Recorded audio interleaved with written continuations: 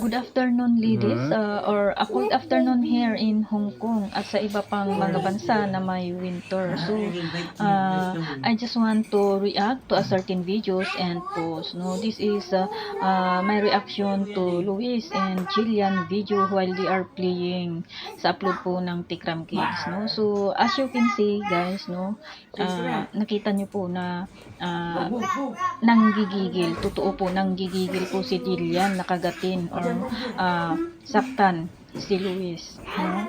At sabi ko nga may dalawa pong ibig sabihin ang panggigigil. Nanggigigil siya dahil gustong-gusto ka niya or masaya siya sa inyo, or nanggigigil siya dahil inis siya, gusto kanyang saktan. So, kung nakikita niyo, no, nakikita niyo po na ang paglalaro po nila pagka dinadaganan po ni Jillian, si Luis ay medyo patulak yung kamay ni Luis. So, ibig sabihin, gusto niyang umalis si Jillian sa pangdadagan sa kanya. No, at diyan mo makikita, kaya po niya tinutulak to stop Jillian, no, or preventing Jillian sa pakikipaglaro sa kanya. So, makikita niyo po diyan, no, ayan po, kitang-kita po sa larawan na talagang mahigpit po niyang hinawakan yung dalawang balikat ni Jillian at may patulak po siya, no. I'm not doing this para po siraan si Luis, pero ito po yung observation po, no.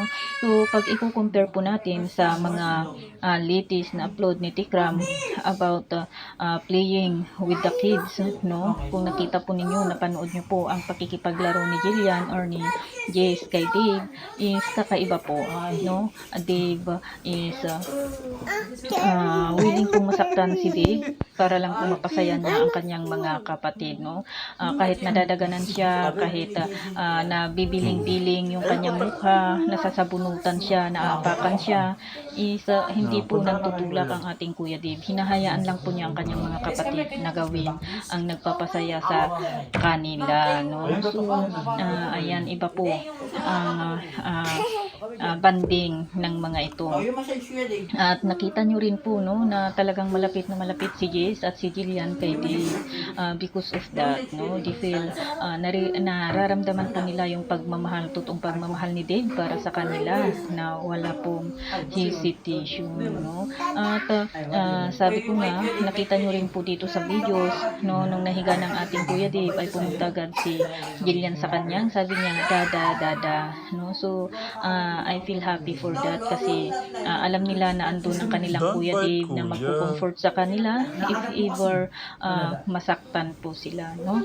So ayan guys, no. At sa certain post naman ni Founder Linda ng Tik Luis fan page, no, na masaya sila kasi once in a lifetime nga naman, no, once a year na makita po nila si Luis na makipagbanding sa mga bata, no, kay Jillian at kay Jess. So kaya masayang-masaya po sila, at sabi po nila isang saya nila kasi nanggigigil daw si Jillian na kagatin Kuya Luis, pero hindi po nila mabasa kung anong gigil po yung pinapakita ni Jillian, gigil dahil masaya siya or gigil dahil naiinis siya, no. So ayan guys, sabi ko, lagi ko pong sinasabi sa ating live dati na sana matuto po tayong magbasa, no, read between the lines, at tignan po natin yung action, no, para alam po natin ang totoo. So ayun, kayo na po ang humusga, and thank you for watching. Bye. I want to go to your family with next. I will taste na lang. No. No?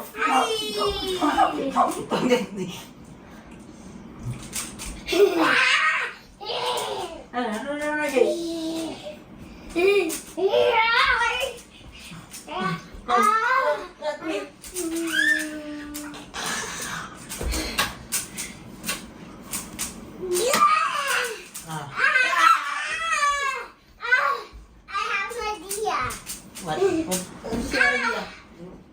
Nabangkot sa ano? No. Luis, bangkot sa kama.